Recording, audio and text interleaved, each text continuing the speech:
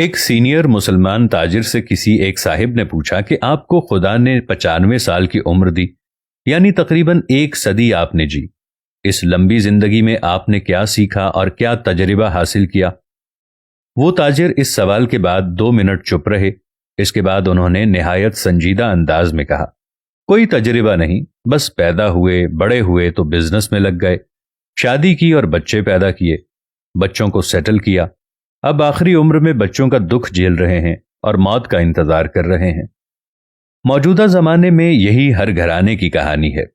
موجودہ زمانے میں تقریباً ہر ماں باپ کا یہ حال ہے کہ وہ اپنے بچے کو اپنی تمام محبتوں کا مرکز بناتے ہیں، بچوں کی زندگی سنوارنے کے لیے وہ سب کچھ کر ڈالتے ہیں، مگر آخر میں تقریباً ہر ایک کا یہ حال ہوتا ہے کہ بچے غیر وفادار نکلتے ہیں، وہ اپنے ماں باپ کو چھوڑ کر اپنی آزادانہ زندگی بنا لیتے ہیں۔ موجودہ زمانے میں ماں باپ کی خدمت ایک فرسودہ تصور بن چکا ہے۔ بچوں کی ترقی کو ماں باپ اس حسرت کے ساتھ دیکھتے رہتے ہیں کہ جس پیڑ کو ہم نے محنت کر کے اگایا تھا، اس پیڑ کا سایہ بھی ہمیں نصیب نہ ہوا۔ حدیث میں آتا ہے کہ ایک زمانہ آئے گا جب کہ بچے اپنے دوست کے ساتھ حسن سلوک کریں گے اور ماں باپ کے ساتھ بدسلوکی کریں گے۔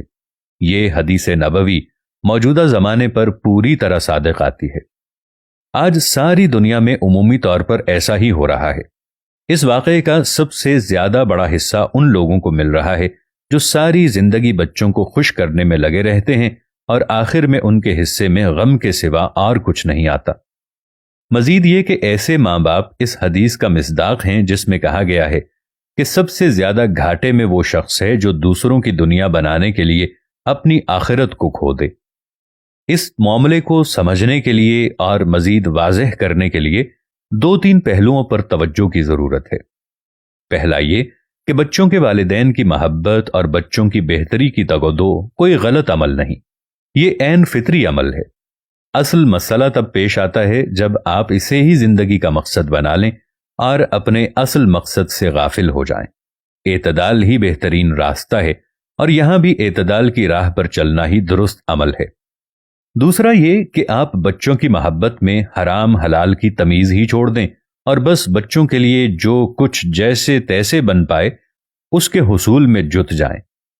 مولانا نے جو لکھا ہے کہ بچے غیر وفادار ہیں، تو اکثر یہ مشاہدہ وہاں دیکھا گیا ہے جہاں اولاد حرام پر پالی گئی ہو اور اولاد کی تربیت پر کوئی توجہ نہ دی گئی ہو۔ اگر آپ اعتدال کی راہ پر چلتے ہوئے حلال پر اولاد کی پرورش کریں اور ان کی تربیت پر پوری توجہ رکھیں تو کم از کم میں نے کہیں نہیں دیکھا کہ ایسی اولاد سے ماں باپ کو وہ دکھ ملے ہوں جن کا ذکر مولانا نے کیا۔ آج بھی رزق حلال پر پلی اور اچھی تربیت یافتہ اولادیں والدین کے پاؤں دھو دھو کر پیتی نظر آتی ہیں۔ تیسری بات یہ ہے کہ ایک مسلمان کا اس دنیا میں سب سے پہلا اور اہم مقصد اللہ کی رضا کا حصول ہے۔ یہ چیز زندگی کے ہر معاملے میں نظر آنی چاہیے۔ اب جو کچھ کریں وہ اللہ کے احکام کے تابع رہتے ہوئے کرنے کی کوشش کریں۔ آپ کے لیے ہمیشہ آخرت کو دنیا پر ترجیح حاصل ہونی چاہیے۔ اگر آپ کی زندگی آخرت پر دنیا کو ترجیح دیتے گزرے گی تو یقیناً یہ گھاٹے کا سودا ہے۔ ایسے ہی لوگ سب سے زیادہ گھاٹے میں ہیں اور مرتے وقت پچھتاوا ہی ان کا مقدر ہوتا ہے۔ اللہ تبارک و تعالی سے دعا ہے کہ اللہ پاک ہمیں اور ہماری آنے والی نسلوں کو ایسی تباہ کاریوں سے بچائے اور ہمیں ماں باپ کی خدمت کرنے کی توفیق عطا فرمائے۔